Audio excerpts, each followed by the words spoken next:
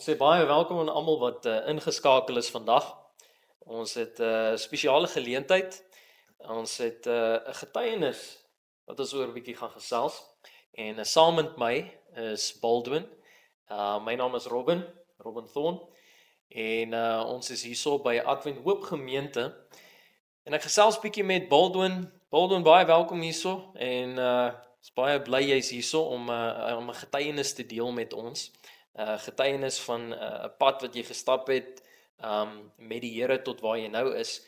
En ek is eintlik bly ons het hierdie geleentheid om 'n bietjie daaroor te gesels, want ek weet daar's baie mense daar buite wat ek dink sal baat vind by hierdie. En ek dink baie mense is in dieselfde posisie en hulle besef dit nie. En ek dink is belangrik om te besef dat daar is hoop en daar is maniere om te oorwin en uit dit uit te kom. En ek dink dis juist hoekom jy hier is, om juist te kan getuig van wat die Here in 'n mens se lewe doen. Maar voordat ons verder gaan nou presies in die probleem en getuienis, Baldwin, vertel my net bietjie van jouself. Vertel die mense bietjie net wie jy is, waar jy vandaan kom, wat se tipe huis het jy groot geword, jy weet. Goeiemôre Robin, goeiemôre luisteraars. Ek is Baldwin. Ek is gebore in Vryburg en my ma het later van Vryburg af met my pa getrou en hulle verhuis Klerksdorp toe. Ek het in Klerksdorp, Alabama groot geraak.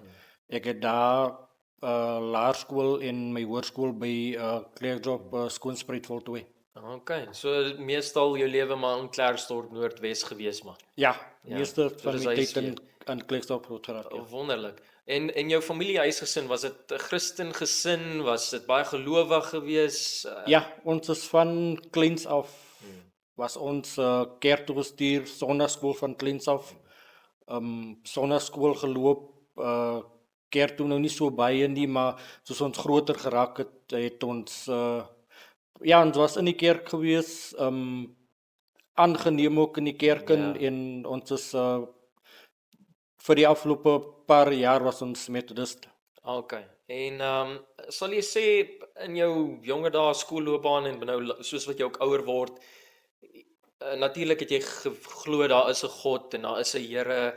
Het jy gevoel jy het 'n verhouding met hom gehad deur daai jare eintlik? Jy weet, 'n persoonlike verhouding, of het jy maar net geweet ja, hy is daar, maar hoe was jou belangstelling eintlik in dit persoonlik?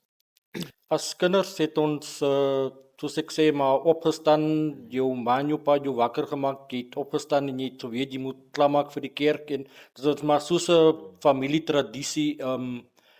Ek het geglo in God en in al die Bybelstories, maar ek dink nie op 'n baie sterk geloofvlak nie. Ja. So en met sterk geloofvlak bedoel jy seker nog nie daar regtig waar daai persoonlike verhouding nie, of regtig waar moeite doen om tyd met die Here te spandeer of sulke goed nie. Ja, dis reg. En nou op 'n tyd in jou lewe het jy bietjie begin, jy sê kuier saam met vriende en daai goeters.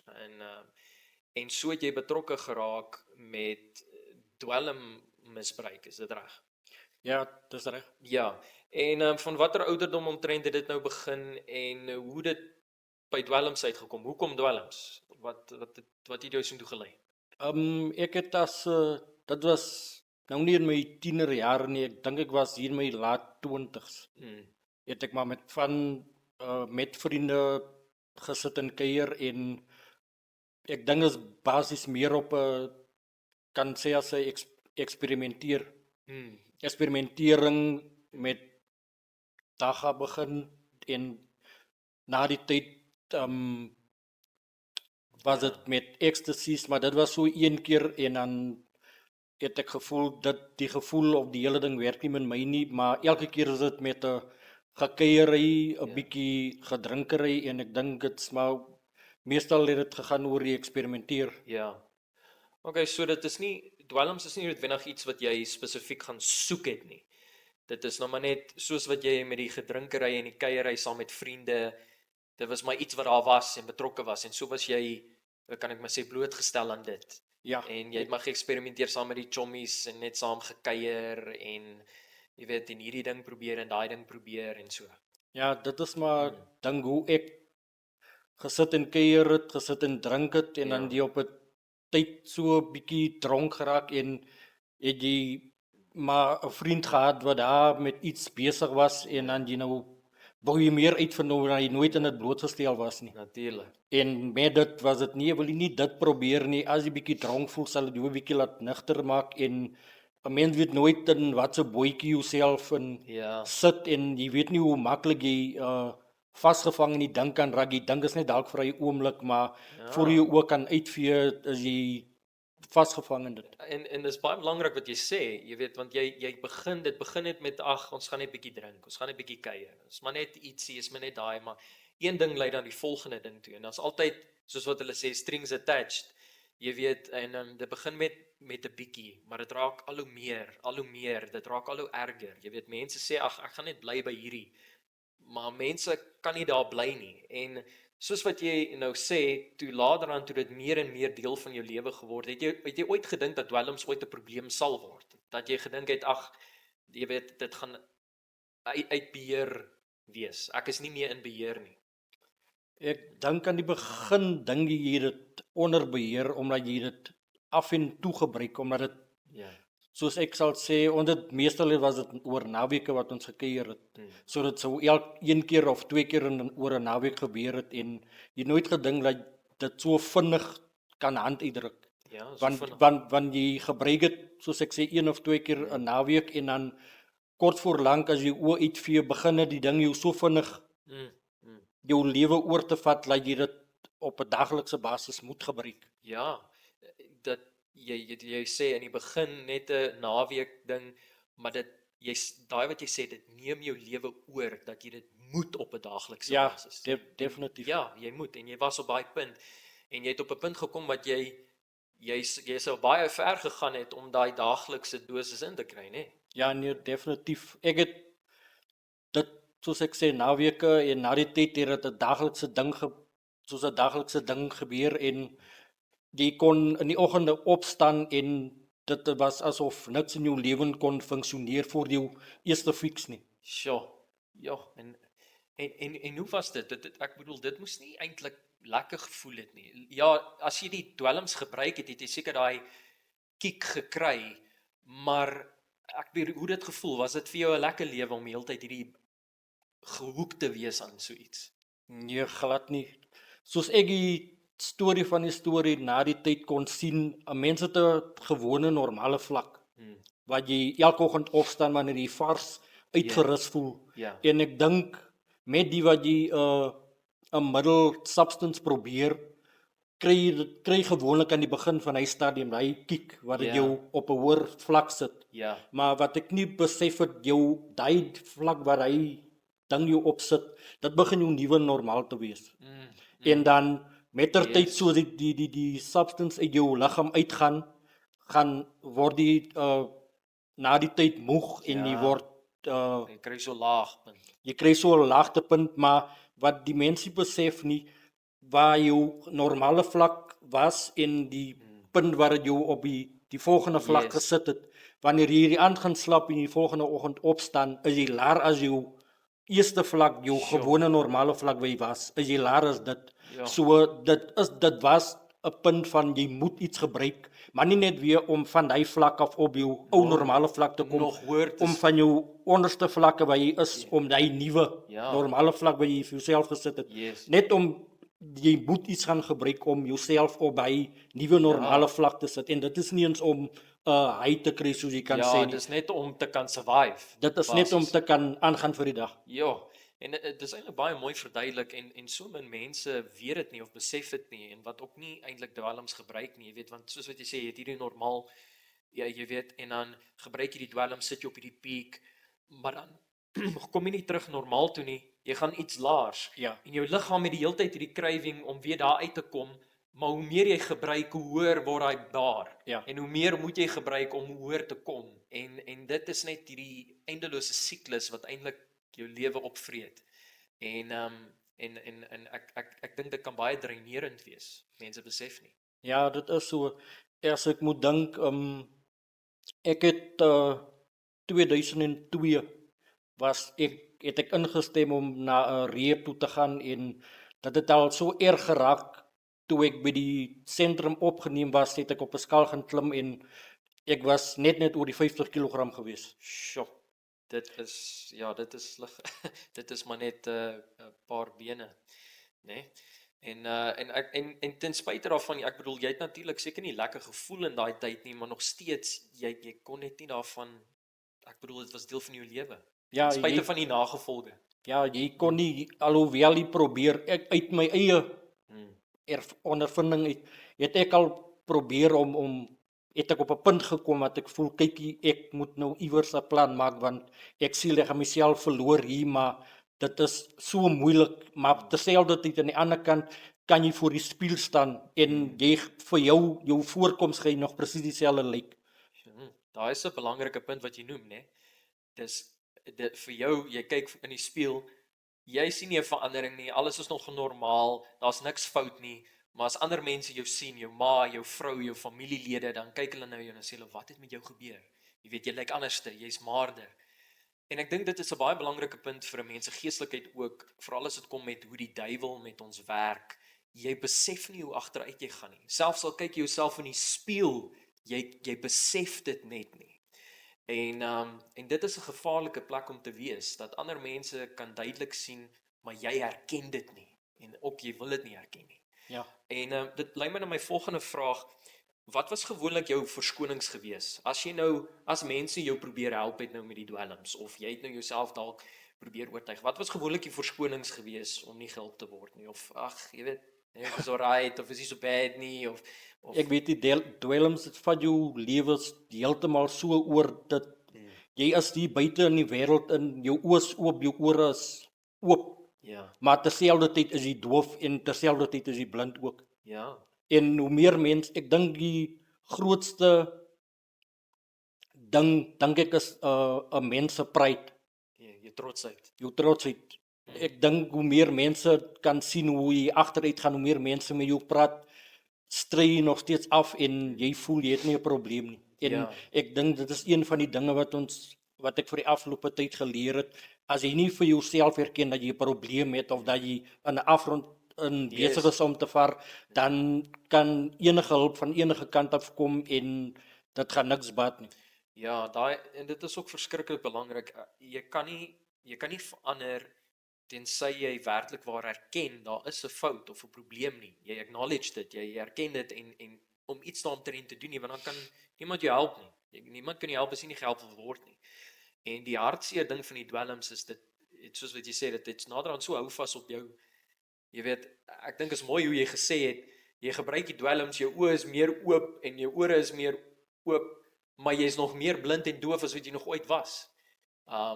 Ek dink is so mooi as 'n mens dit ook geestelik daarna kyk, hoe jy weet hoe die duiwel ook met 'n mens werk, die goed wat hy vir ons gee. Hy dink hy laat jou voel jy is beter. Hy laat jou voel jy kan meer sien, maar eintlik gaan jy agteruit. Ja. En dit maak jou, vreet jou op. Nou, maar ten spyte van al hierdie moeilikheid wat jy deur gegaan het en die hoek, was daar natuurlik 'n turning point gewees. Daar was 'n omkeerpunt. En wat was daai omkeerpunt?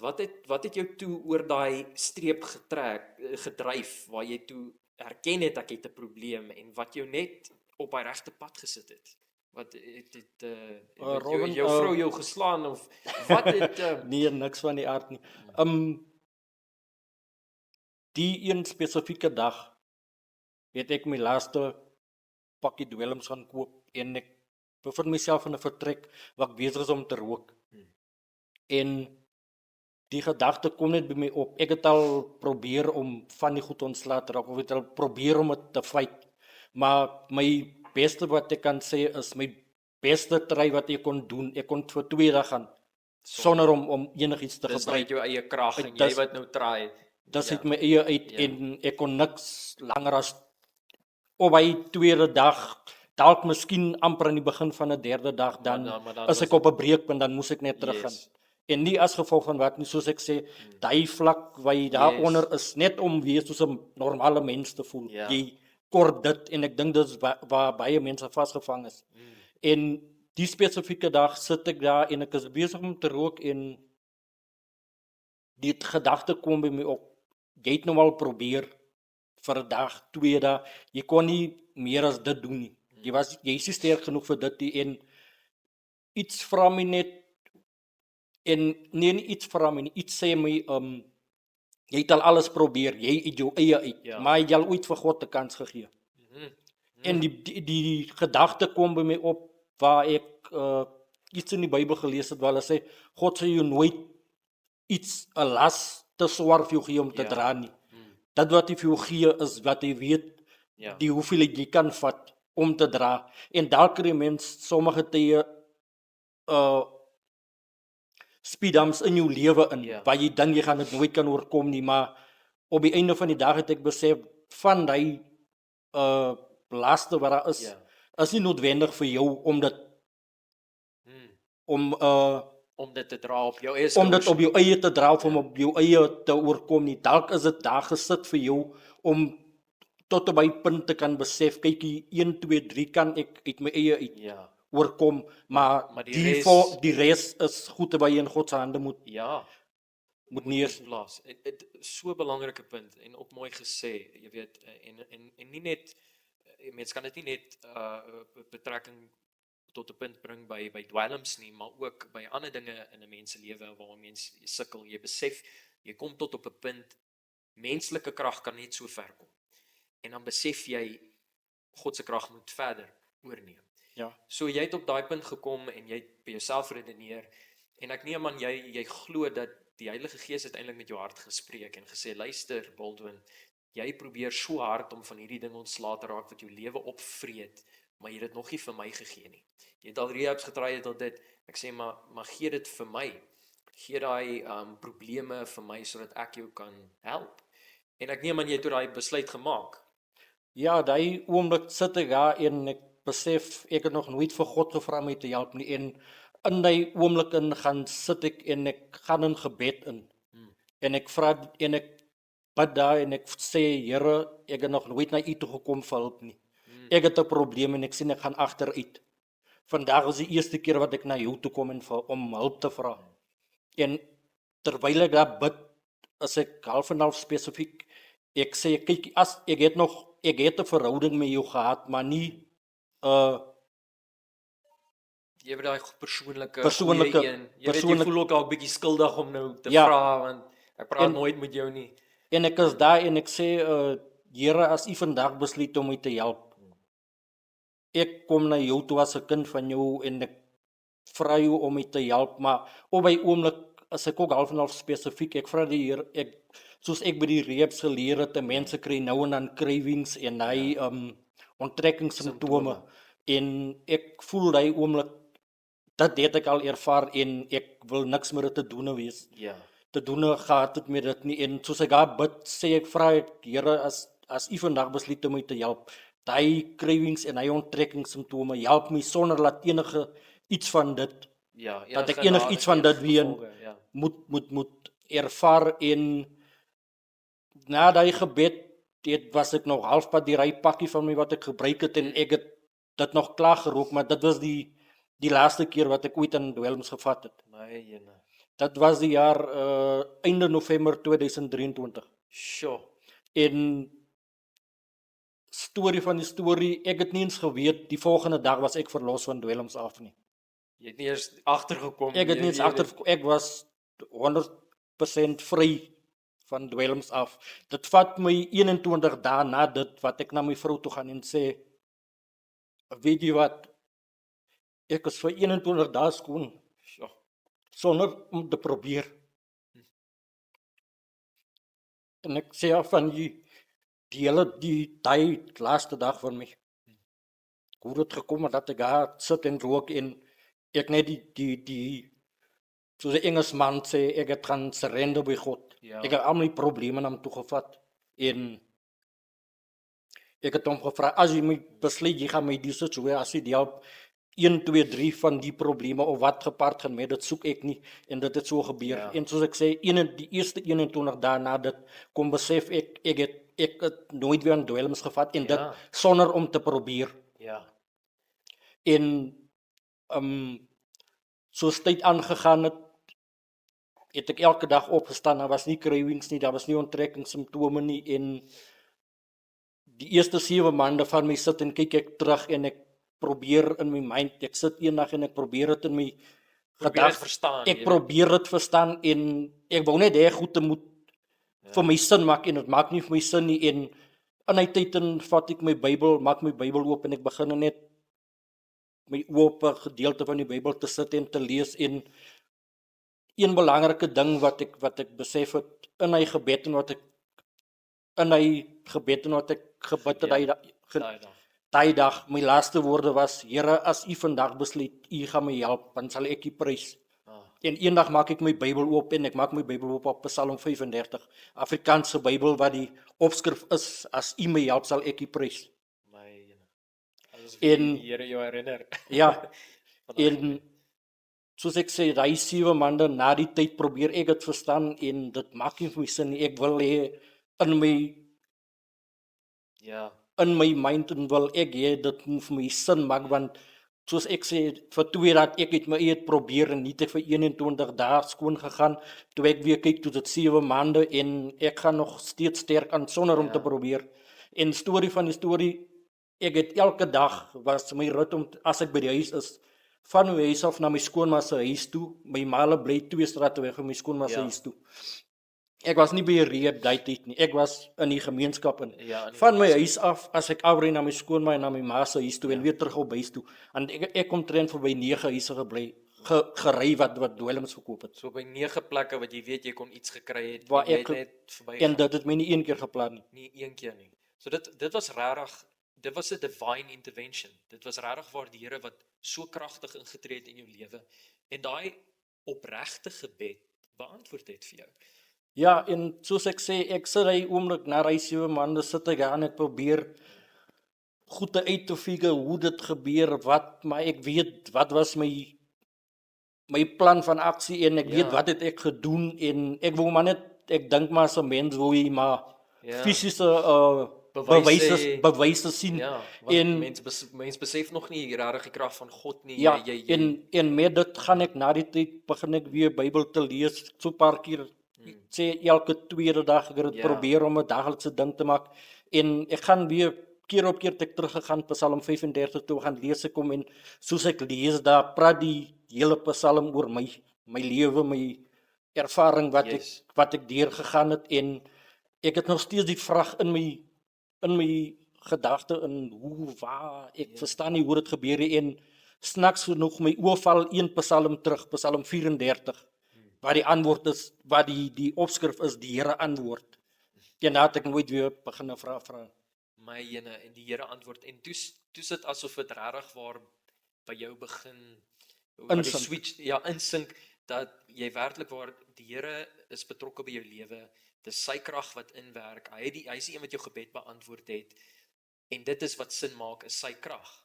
Dat jy op 'n half onmoontlike posisie gekom het en die Here het 'n oplossing gegee vir 'n onmoontlike situasie en dit het natuurlik jou geloof baie versterk. Ja, nee, definitief. En jy was baie dankbaar en so het jou pad regtig met die Here begin stap, nê. Ja, dis hy en dis nie net die eerste seëning wat ek ontvang het nie. 'n Tweede seëning.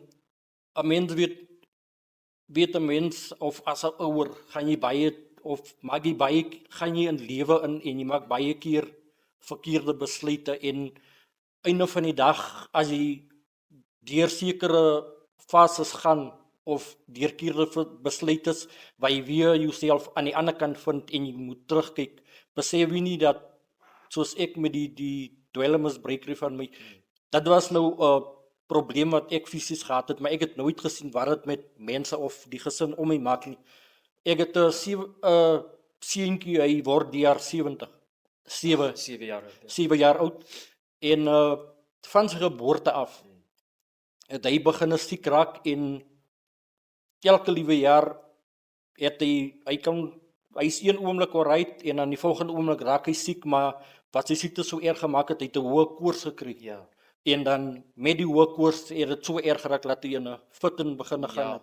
dit is so lekker. En vandat ek hy die laaste dag vir myself gebid het en hoe God my gewys het, sy hand is oor my lewe, dink ek is dit nou al amper jare en 'n half wat hy nooit weer so ernstig siek geraak het of die fit gekry het. Ja, maar dit is ook 'n fantastiese getuienis en baie belangrik wat jy sê daar, want jou aksies en jou lewe het 'n direkte invloed op jou immediate familie. Jy weet jou vrou, jou kinders, want soos wat jy sê, jy het vir jouself in die spieël gekyk en jy was fyn. En in dieselfde tyd kyk jy na jou vrou of jou kinders en jy besef nie eintlik, ag, is fyn, alles is alright, maar dit is nie eintlik nie. En deur jou lewe te verander, deur die Here wat jou seën, kon jy die seëning in jou huis bring.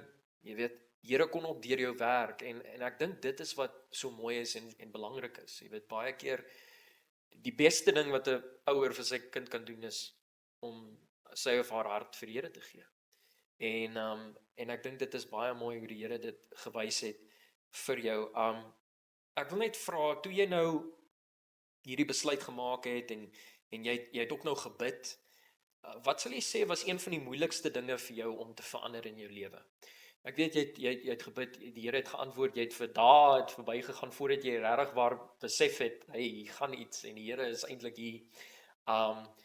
Maar deur daai tyd en hierdie proses wat jy verander het, wat was die moeilikste ding vir jou om te verander? Jy weet, moeilikste ding om agter te raak of die moeilikste gewoonte om te verander of so iets, jy weet, wat het vir jou, wat was 'n groot rots vir jou wat jy voel wat jy moes uithaal?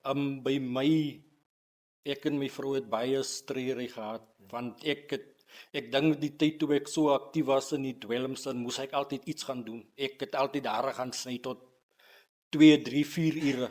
Ek hare gaan sny of ek het altyd 'n probleem met die kar gehad, maar Yes, maar ek dit het was nie die kar nie, dit was die dit saak. was nie, ek was altyd, kyk, jy moes altyd tyd maak om dit een van die probleme is altyd 'n geldprobleem wat jy in die hande moes kry.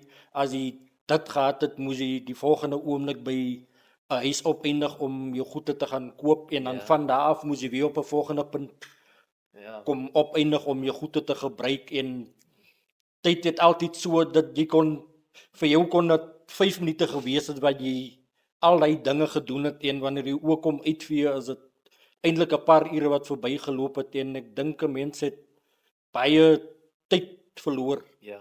En kyk, tyd is 'n kosbare ding wat jy nie weer terugkry nie. As Ja. 'n uur verby is hy verby.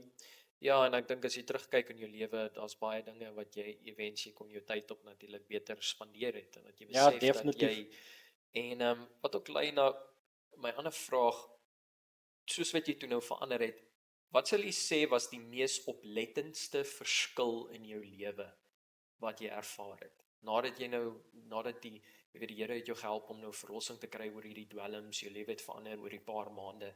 Wat sal jy sê was een of twee van die mees oplettendste verskil, die eerste ding wat jy in jou kop opkom, tussen die Baldwin nou en die Baldwin daai tyd wat in die dwelms was? Wat is die, behalwe nou dat jy bietjie meer gewig opgetel het, wat ons so bly is, maar wat sal ek sê is die mees oplettendste verskil in jou lewe?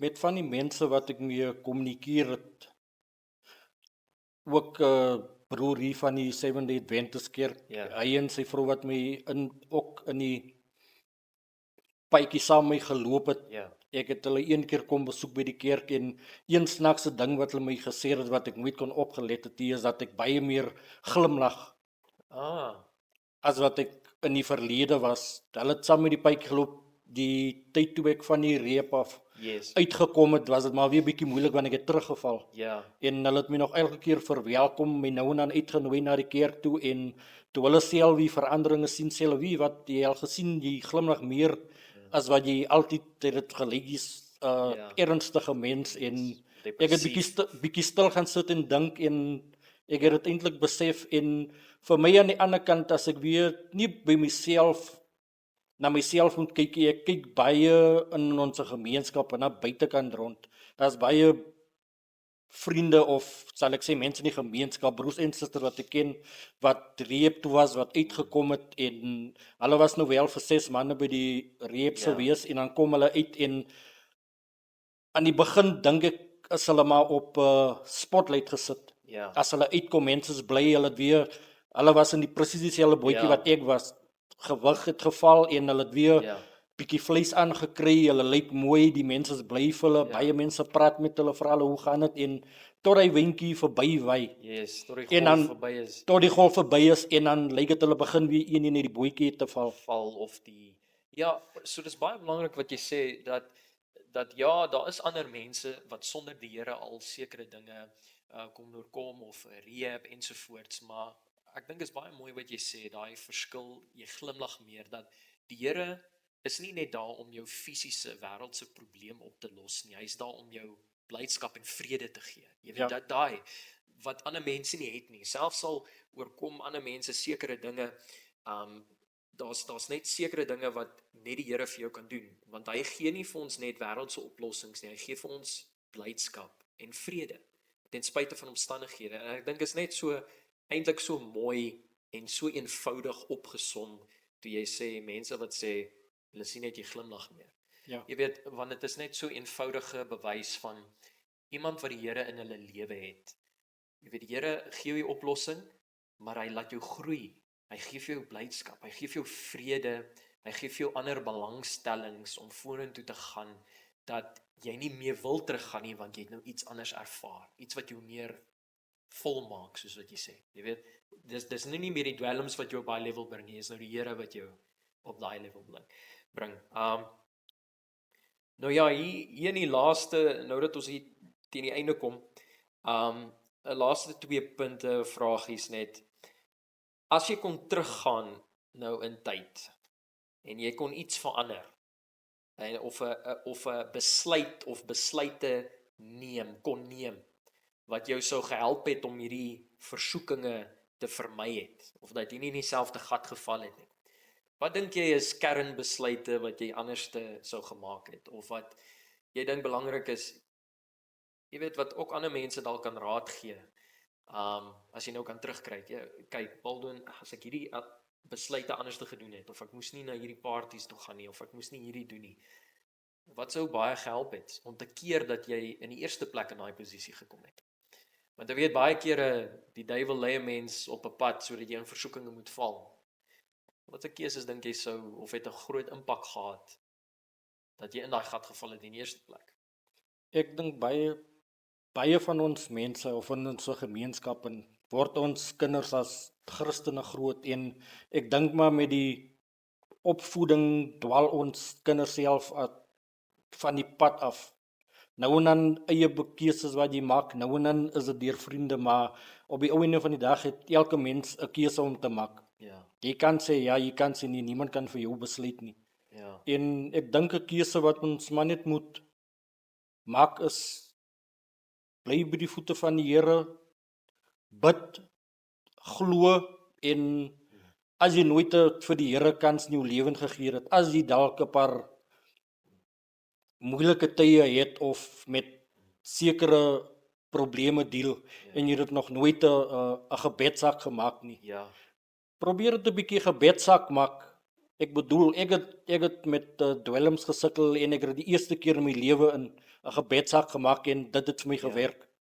ja, en maar dit is ook omdat jy wou, jy tot daai besef gekom, die Here praat met jou en jy maak daai keuse, want dis een ding om te bid en vra vir hulp, maar jy wil eintlik nie hulp hê nie, of jy, so is dit die basies dieselfde raad wat jy vir iemand sal gee wat in dieselfde posisie nou sit as wat jy was, want ek weet dat baie mense daar buite wat ook sukkel met dwelms, of dalk nou met drank, maar spesifiek nou met die dwelm situasie, wat ook op hierdie punt is, wat die hele tyd daai haai moet kry, is dit die raad wat jy vir hulle sal gee, is daar iets anders wat jy sal bysit, wat nou in daai posisie was, daai Baldwin wat nou daar was, wat sal jy vir hulle sê?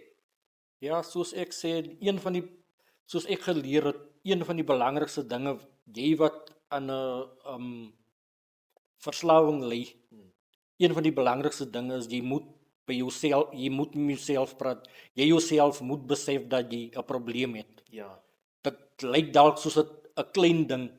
ja, lyk soos 'n klein Dit ding, lyk hè? soos 'n klein ding, maar vir 'n ou wat verslaaf is, ek verstaan sy punt ook omdat ek self daar was. Ja. Vir daai ou lyk dit die ou is aspris. Hy wil nie gehelp word nie of hy wil nie regkom nie, Ja. maar vir hom soos ek weer gesê het, sy pride wat hy in het, Ja. lyk hy gaan homself verkleineer, Ja. maar Hy wil eintlik, maar hy wil dit nie erken nie. hy jy wil weet. my wil dit nie Ja. erken nie en wat ek ook gelees het sê wat ek interessant gevind dat die Bybel was reeds as gevolg van dit uit die hemel uit gegooi. Ja, die duiwel. Ja, hy as Hy gevolg was van trotsheid So dit sê my weer eens Ja. dat dit nie half en half dat dit die demoniese gees is wat jou wat jou keer, jy wat weet, jou keer om daai besluit te om my besluit te maak en dit is een van die belangrikste dinge. 'n Persoon moet by homself kom en by homself sê, hoorie, ek het 'n probleem en ek kort help. Ja. Hulle sê dis die eerste stap wat jy vat, maar die belangrikste stap ook.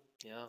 En soos ek sê, tweedens, as jy nog nie by die voete van die Here gevind het, Ja. of jy het nog nooit by die Here vir hulp gaan vra nie, ek persoonlik beveel dit aan, as jy dit nog nooit probeer het nie, probeer dit. Ek glo dit is die beste raad wat ek enige mens kan gee. As jy alles probeer het en jy nog nie God probeer nie, probeer hom en ek glo nie hy sal jou Teleurstel. hy gaan jou definitief nie teleurstel nie. Nee, en hy het definitief nie jou teleurgestel nie en op die oomblik het jy 'n baie gelukkiger lewe, Baldwin, en met jou huwelik, met jou kinders, jou persoonlik, jou geestelikheid, jou liefde vir die Here. Ek bedoel, is net 'n beter lewe Ja, nee, alles is definitief beter. My verhouding met my vrou, verhouding met my kinders, omdat ek, Ja. soos ek sê, in my tyd wat ek aktief was ek basies nie eens by die huis, nie eens met die kinders baie besig nie. Vandag kan ek maar die tye tel wanneer ek nie teenwoordig is as wat ek teenwoordig is. So ja. Ja, maar dis wonderlik want jou voorbeeld in jou lewe, veral in jou eie kinders se lewe, kan hulle help dat hulle nie in dieselfde slaggate trap nie. Want as 'n mens se ouers nie betrokke is in hulle kinders se lewens nie, jy weet, hulle is ook alleen, hulle maak hulle eie besluite, hulle het nie die wysheid of daai kennis of daai agtergrond nie. Soos wat jy sê, ag, is 'n klein dingetjie, is net 'n bietjie. Ons gaan net hier stop. Maar dit is nie. Maar die duiwel maak jou blind vir al daai dinge. Ja, Baldwin, baie dankie vir jou vir jou verhaal. Baie dankie vir jou getuienis. Baie dankie dat jy tyd gemaak het vir hierdie. En want ek is seker daar's baie mense wat hierna sal kyk wat ook dalk deur dieselfde probleem gaan of dalk deur iets anders wat regtig waar kan baat vind by hierdie om te besef hoe die Here op 'n wonderlike kragtige manier kan intree in 'n mens se lewe en dat die Here wil help. Maak nie saak waar jy is nie en dat soos wat jy sê, mens moenie te trots of te skaam wees om met die Here te praat nie. Doen dit net want hy wil jou help. Jy weet? Ja, nee, dit is so. Kyk, God is altyd 24 uur 7 dae 'n week is hy daar, maar hy staan aan wag vir jou. As jy nie vir hom gaan sê vat my hand, gaan hy nie jou hand vat nie, maar hy is altyd daar. Hy wag vir jou om die eerste skuif te maak. Absoluut. En dit is definitief 'n skuif wat die moeite werd is. Nee, maar ek is baie bly jy het dit gemaak en mag Here jou seën in jou pad vorentoe. Nou om af te sluit, ek dink ons gaan 'n gebed saam doen. En dan kan ons ook bid vir mense wat ook sukkel met dieselfde probleem. Kom ons bid saam. Dierbare God en Hemelse Vader, ons is altyd dankbaar vir u liefde en u genade. Here, u het ons so lief, u het gesterf aan die kruis om daai liefde te bewys en maak nie saak wie ons is nie, wat ons is nie, waar ons vandaan kom nie, maak nie saak hoeveel probleme ons het nie, hoeveel sondes ons gepleeg het nie, as ons na u toe kom in nederigheid en opregtheid. U is daar om ons met oop arms te ontvang. Maar u het ons so lief, Here, u wil ons nie los in die toestand wat ons is nie. U aanvaar ons in die toestand, maar u help ons om te oorkom en te groei. Dankie Here vir getuienisse soos Baldwin wat vir ons herinner en leer en vir ons wys dat u is nog steeds betrokke in mense se lewens en u wil graag help. En ons wil spesiaal bid vir elkeen wat daar buite is, vir die wat dalk ingeskakel is wat kyk, die wat dalk familielede het wat dieselfde probleme het. Mag u asseblief op 'n spesiale wyse in daai mense se lewens intree, in daai familielede se lewens intree. Dat u ook met hulle harte sal praat en sal spreek en dat hulle sal ja sê vir u en u sal kies, sodat hulle ook daai wonderlike vrede en blydskap kan ervaar en meer sal kan glimlag. Want ons bron van vreugde kom van u af, van niemand anders nie. En dit is die lewe wat die moeite werd is. Dankie vir dit, dankie dat ons daarvoor kan vra. In die wonderlike naam van Jesus Christus, ons verlosser en saligmaker, bid ons dit. Amen.